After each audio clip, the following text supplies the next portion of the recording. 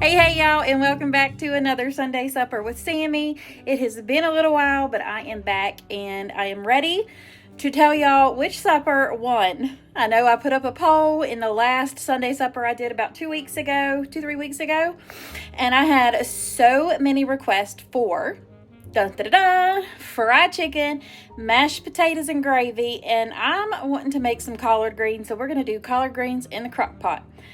But we are going to get ready on these collard greens. I've got them in my sink. I've got them in some cool water and some vinegar. I have done rough chopped them. And this is about 2 pounds of greens right here. It will cook down to almost nothing. But the reason you do this is to get them clean.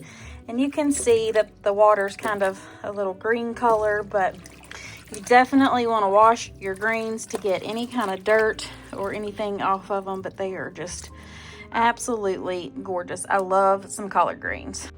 Now to put those collard greens in, we've got some brown sugar, vinegar, chicken broth, salt, pepper, bacon grease, and some smoked ham hocks.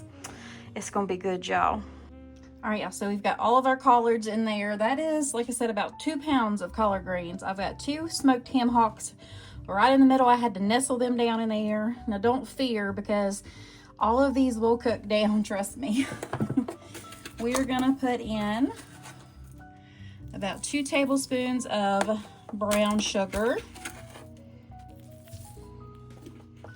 Just gonna put that all over the top. That'll give it that sweetness. Okay. We're gonna add in about 8 pieces of bacon that I cooked up and crumbled. And now we're gonna add in 3 tablespoons of that bacon grease. So we've got 1, as I shake it off the spoon, 2, and 3 over here. I'm just gonna put that over to the side a little bit. Scrape that off, because trust me, you don't want none of that getting away. That's all flavor. Put my bacon grease back up. We're gonna add in a little salt, not too much, probably about 1 teaspoon to 2 teaspoons, and about same for the pepper. Got to get that flavor cooked in. And then we'll add in the chicken broth and the vinegar. I know it sounds like a weird combination, but it makes the best greens, y'all. So I have some home canned chicken broth that I'm going to use right here. Home canned, yes, home canned. Oh, it's so good. I had to scoot y'all away a little bit. Oh, I love listening to that sound too. Anytime you pop that top on it. We're gonna add in about 3 tablespoons. You can use apple cider vinegar. I'm just using white distilled. And now we're gonna add in the 3 cups of chicken broth. This is chicken bone broth that I cooked down. Now I'm gonna fill it about halfway up with a little bit of water. About 1/4 the way up, I should say. All right. I'm gonna cover that bacon grease up so the lid don't stick to it. And now all we're gonna do is put that lid on it and cook this on low. If you need to cook it on low, you can cook it on low for 7 to 8 hours or high for 4. And since it's already 12, we're gonna do high for 4 hours. I don't know if y'all have ever had collard greens. Oh, sorry, I shook the camera a little bit. But they sure do smell good, and they sure do look pretty sitting in this crock pot. Now about halfway into it, we'll come in here and we'll give them a good old stir together just to make sure that everything is cooking down nicely and get those ham hocks mixed into the mixture of it. I got to show you my babies. Pepper got attacked by a stray cat outside, so I've been keeping an eye on him. It's been a mess, y'all. It's been a mess. So we've been trying to keep an eye on him because he's limping. It is his right front paw right here. Come here, baby. Come here. So, if y'all don't mind, say some prayers for my baby. He is on antibiotics and anti-inflammatories. Yeah. He's putting weight on it, but it is painful. I found 3 or 4 puncture wounds. He's got one up here, 2 on the bottom, and then 1 on top of his paw. He don't like me messing with it. But your people want to say hi, honey. Yeah, the sweet baby. I know. I know. Mean old kitty cat. You were just minding your business, wasn't you? Yeah, I know.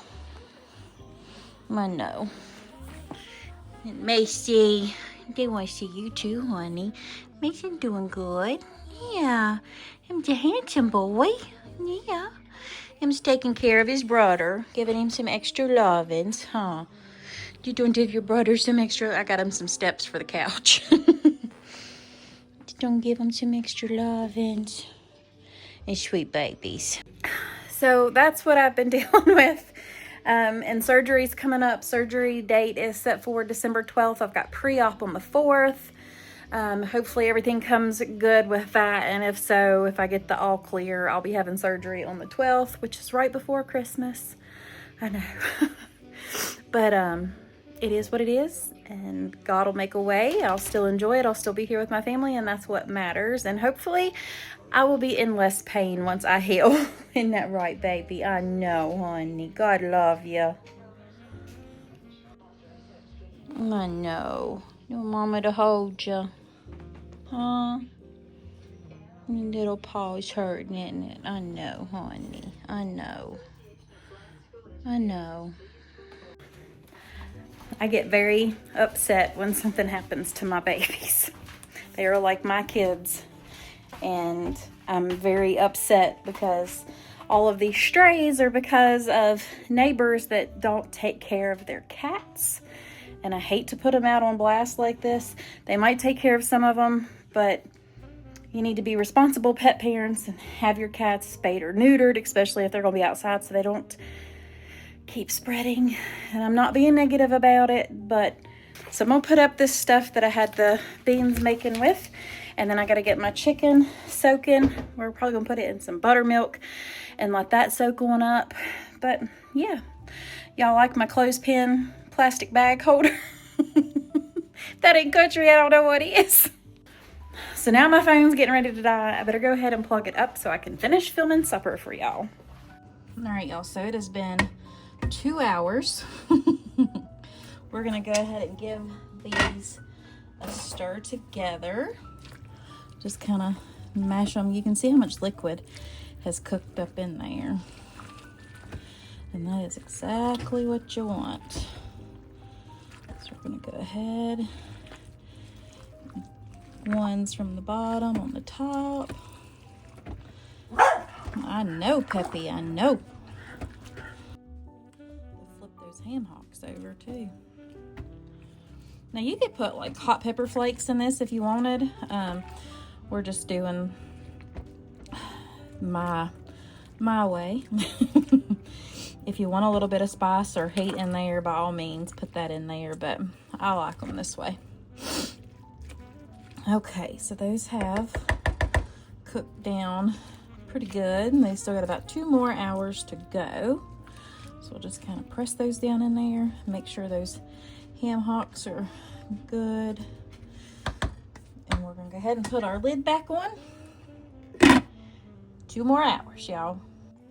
All right, y'all, so I've done closed the blinds because it was getting pretty bright in here. But I've got 12 chicken thighs, bone-in, skin on, that we're about to put in a big gallon Ziploc bag. And then I've also got this, how many ounces is it? It's 1.5 pounds of the little potatoes, the little golden potatoes, or no, little yellows. So that's what we're gonna make our mashed taters from. And like I said, I'm just gonna let this soak in some buttermilk and hot sauce. So let's go ahead and get that done and get it back in the fridge. So I actually found my big handy dandy, let me zoom out some for y'all. My big plastic tub. That's what we're gonna put the chicken in. It's just as easy to put it all in here. That way I don't have to use two of the freezer bags, because I'm going to use the freezer bags to put the dogs' food in. That's what I put their food in. So, plus, you know, storing stuff. Okay, so now that we've got that chicken in there, kind of, don't know if I'm gonna be able to get it all in one layer. Kinda. It'll be okay. Let me wash my hands again. Okay, so all we're gonna do is, first we're gonna go in with the hot sauce. I love Texas Pete. That is what we choose. It's a medium heat. It's so good. So I'm just gonna make sure my neighbor's home. I could hear his motorcycle. I have the windows open. Just douse that as much as you like. If you don't like hot sauce, you don't have to use hot sauce, but I like to give it a good coat. And then we'll take some cultured whole buttermilk. You can use the low-fat buttermilk if you choose. We're just gonna pour a little bit right over the top. It doesn't have to be submerged in it. You don't need a lot of it. And then we're just gonna put that lid on it, put this in the refrigerator, and this is gonna sit for at least a couple hours. So I am wanting to make some rolls. I've got to find the little recipe my friend gave me. Y'all was up high, wasn't you? So I found my recipe that I use. This is for a bread machine, but you can use it in your stand mixer. You would just have to let the yeast bloom in the lukewarm milk, and then, you know, mix it together and let it proof in a bowl instead of letting a bread machine do it. Let's see. This is the bread machine I have. It's just the Pioneer Woman by Hamilton Beach. I believe, yeah, it makes up to a 2-pound loaf. And I just do the dough cycle, and then I just make my own rolls. It does suction cup to the counter. Ouch. All right. Put this. I'm eating the leftover Parmesan orzo, and I gotta freeze my V8 juice because I just made chili in the crock pot last night, so that's still sitting out. Okay, just plug this up. We'll get everything dumped in here and let it go. Put my little paddle on here. All right, so I've got 1 cup of lukewarm water in there. We're gonna add in 1 tablespoon of yeast. Next, we're gonna go ahead and add our sugar in here because that's what's gonna feed it. So that is a 1/4 cup of sugar. Put our lid back on it. Now we are going to go ahead and put our flour in here, and then we'll put our egg and our butter and our salt, because you don't want the salt to touch the yeast because it will kill it. Here, I better shed some light on the situation. So right now we've just got our 1 cup of water, our 1 tablespoon of yeast, and our 1/4 cup of sugar. Now we're going to add in our 3 1/4 cups of flour. I use the all-purpose unbleached. That's what I use. I feel that it makes the best. And yes, I just use the Great Value kind. Now we're going to add in 2 tablespoons of softened butter and a teaspoon of salt. We are going to crack 1 egg in here. Not the shell, Diane, not the shell. A lot of people always comment and they ask who Diane is. Well, that's me. That's my middle name. They're like, who's Diane? That would be me. Okay, so let me just make sure I got everything in there. Okay. Now I did reserve just a little bit of flour. That's probably maybe like two tablespoons of flour in there, just in case I need it. So let's go ahead and close the lid on it. We don't have to. I can kind of show you what it looks like.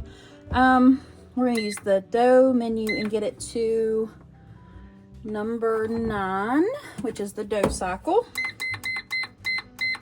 And it takes an hour and a half. So that's why, you know, I'm starting it. It's 2:30, so it'll be perfect. And then you just hit the start button and it'll take off little by little. I love bread machines for this reason. You just close the lid and it keeps going till it's done. So y'all have to let me know down below if you have a bread machine, or if you do it like old-fashioned, or if you have like a stand mixer or anything that you use. But I love my bread machine. So handy. And it saves time if you're doing other things like I do on a daily basis. I'm getting ready to wash some clothes before everybody gets back. They all had to go and run some errands, so Mama got a little bit of time here, which is kind of nice, but I miss my family. All right, so I will be back here in a little bit when the rolls are done and we're getting ready to put them out. All right, y'all, it's many hours later. It is now 3:51. I went out and got the chicken out of the other fridge. The rolls are almost done. They've got about 12 minutes left, and then we'll put them together. Went ahead and got out my seasoned flour. It's just the Our Best seasoned flour. I'll try to link it below of where you can find it. And the collards are still cooking. They've got about another hour and 44 minutes, which will be fine because that should be about the time that I have the rolls and the chicken all fried up. Speaking of chicken, I need to get out my cast iron skillet. My old trusty. It's a 12-inch Lodge. And I need to get my Crisco and a little bit of butter, because that's what we put in here. Some shortening and some butter. Now, as far as these little taters go, I'm just going to rinse them off and probably cut them in half and get those boiling in some salted water. Probably we'll put a little bit of chicken bouillon in there. That way I can have some to make the gravy with, the liquid. So that's what we'll do. Let me go ahead and get those started. Okay, so all I did was cut the little eyes off. I still got to put them in the trash. But I just cut the little eyes off, and then I cut them in half if they needed to be cut in half, and just got all the bad spots out. But I think I might need a few more potatoes. So I've got this big russet right here, so I'm just gonna peel that and dice it up and put it in with those taters. Easy peasy, lemon squeezy. All right, so I've got my taters going. They're on low, and I need to know how many people use Crisco and butter to fry their chicken in instead of just like oil or something. I have always used Crisco and a little bit of butter mixed in it. It makes the perfect combination to make some fried chicken. And of course, a good old seasoned cast iron doesn't hurt either. So let's go ahead. I put a couple tablespoons in there. I already had some dug out, so I've got that in there. I might need a little more though. Let me see, scrape this off the side. Okay, so that's probably about 3/4 of a cup of Crisco. And then I'm gonna throw in about 3 tablespoons of butter, because butter makes it better. And then I'm gonna just turn that on low right now, just to kind of melt that all together and let that get happy.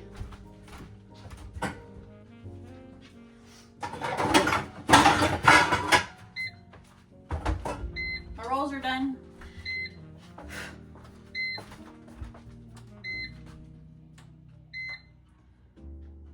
Okay, it's gonna keep beeping. I tried to hit stop. It's just gonna be annoying now. Okay, so my Lodge does have a lid that goes with it. I bought it separately though. If I can find my Lodge and the lid, I'll have it linked down below, but it fits perfectly on this skillet. So I'm gonna let that melt together. We're gonna get some flour in a Ziploc bag so we can get it ready to shake the chicken, coat it like a shake and bake. Okay, so our rolls are finished. We need to go ahead and do those and get them into a pan so they can do their second rise. All right, so let's go ahead and lift this lid up. Might have to scoot it out a little bit. And now, scooch that over. I've got my pan sitting here. That's what we're gonna put the rolls in. Hopefully y'all can see that. All I'm gonna do is, as soon as I punch this down, I'm gonna leave it right in there. Is that not pretty? All you have to do is, let me go get a little butter.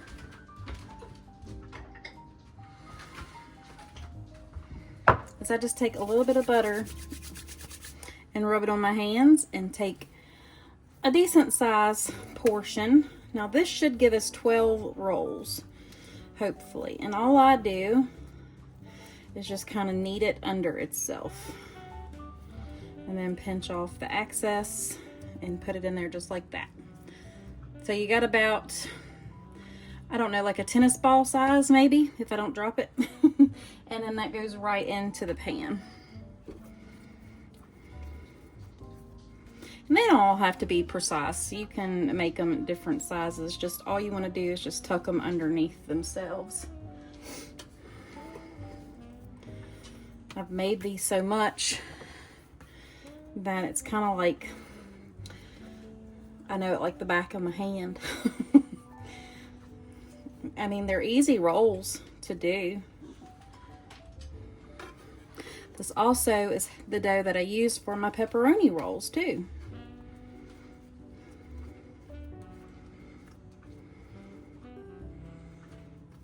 So I'm gonna go ahead and keep doing that. So basically you pinch it off and then you push it between your fingers, like push the dough up into the center of it and hold it, and then that's how you make a perfect little ball. And then you just twist the ends under, and that's how you put it in your dish.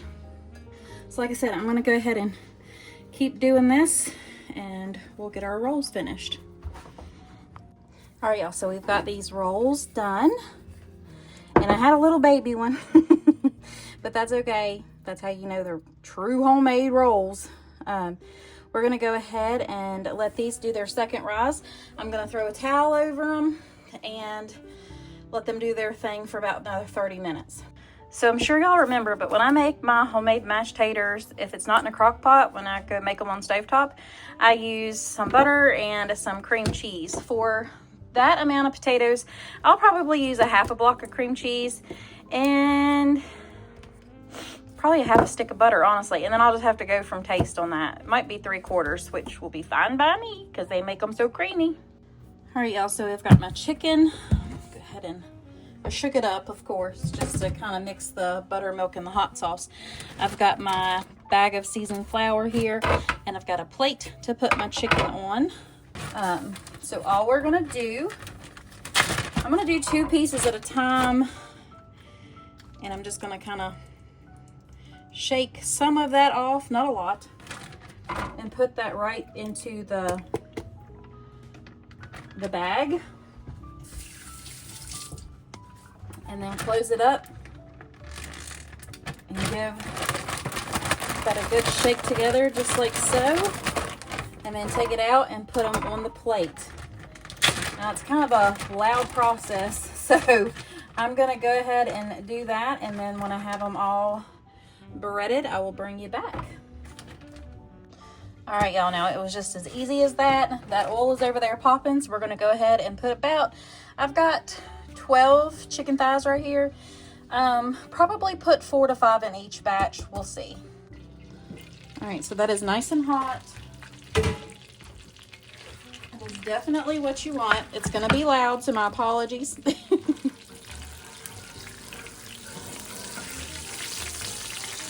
You could always test it if you need to by dropping a little bit of flour in there and if it bubbles, but I can already tell that that's plenty hot enough.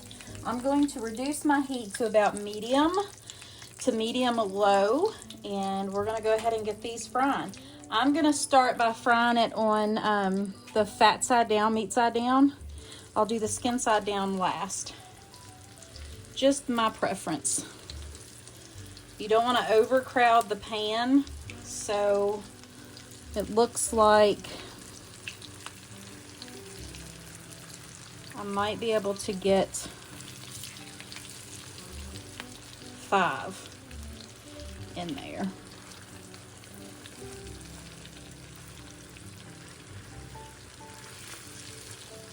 Without them being too crowded. Okay. Let me wash my hands. Now, some of these are bigger, so the ones that are bigger I probably won't be able to put 5 pieces in. But this, I had a few smaller ones, so that's why I went ahead and put 5. But typically you could only probably put about 4 because they're pretty large chicken thighs. Now these cook on this heat. Each side, since it's bone in, you want to have a longer cooking time. So you've got about 10 to 15 minutes on each side. I usually do about 12 or 13 and they come out perfect. You just want to use a meat thermometer when you think you're done and test the internal temperature and make sure it gets to 165 degrees. So I'm just going to let these go ahead and keep frying, and then when I'm ready to flip, I'll show you what it looks like. I don't know about y'all, but there's just something about the smell of fried chicken cooking. I absolutely love it. Love it. Look at these rolls. I went ahead and just put plastic wrap around them because they're already getting too tall. Oh, homemade rolls, fried chicken, greens, mashed taters, and gravy. Can't beat that for a Sunday supper, right?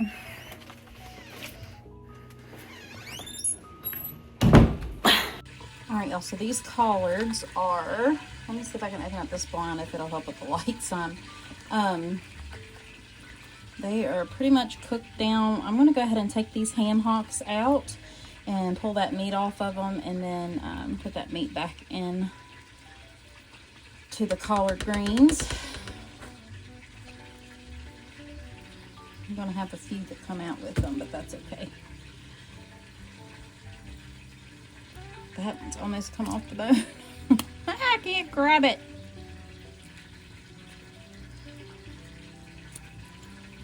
Shoot.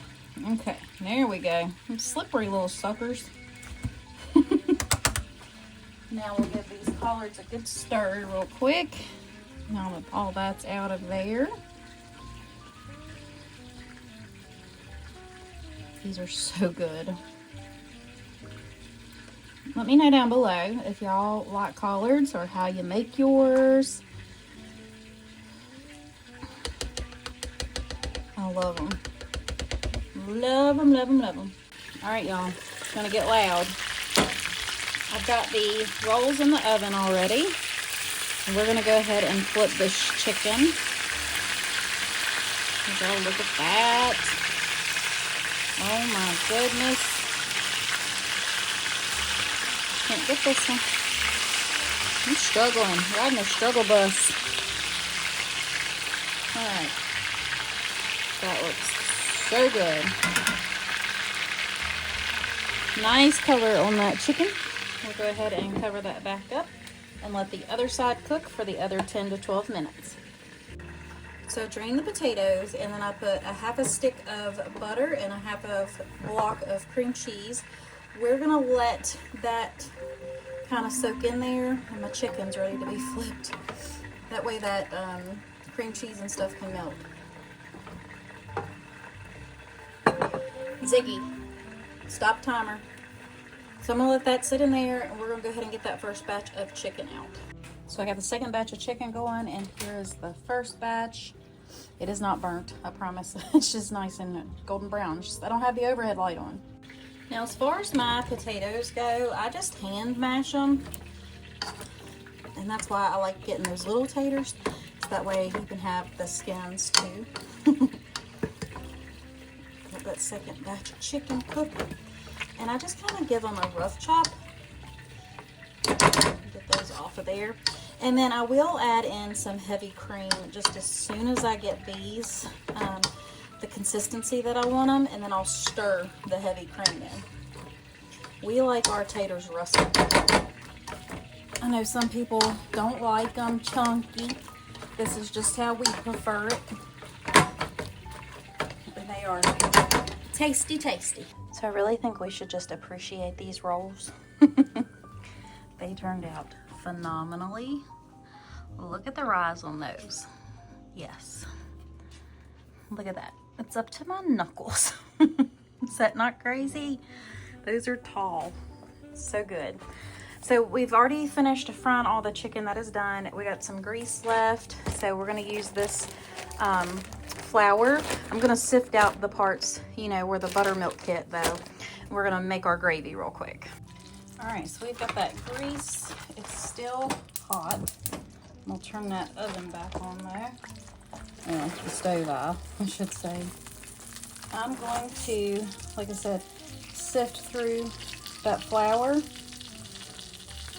Now I do this by eyesight, but depending on how much oil you got, you want equal parts. So if you have like 2 tablespoons, which is, I probably have about 3 tablespoons of oil in here.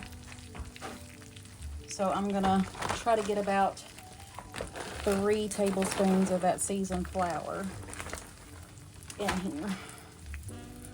A little spatula here and see what we got. We might need a little bit more flour, but we'll see. Just kind of scraping that off the bottom of that pan. Get those bits up. And you just want to let this cook a little bit, just to cook that flour out. And now this is what we saved our tater water for. This is our tater water. And we're going to go ahead and put some of that in there. Now this will make a gravy pretty fast. And once this comes together, we're going to add in some heavy cream. And you can see how thick that come together. Or how fast that come together, not how thick. So now that we've got that cooking, we're going to add in about 1 cup of heavy cream. And stir that together. And that gets well incorporated, and then once this is all smooth, it'll be time to eat supper. All right, y'all, supper is ready. So we're all gonna sit down and have a nice Sunday supper. So from my heart to yours, God bless. Bye.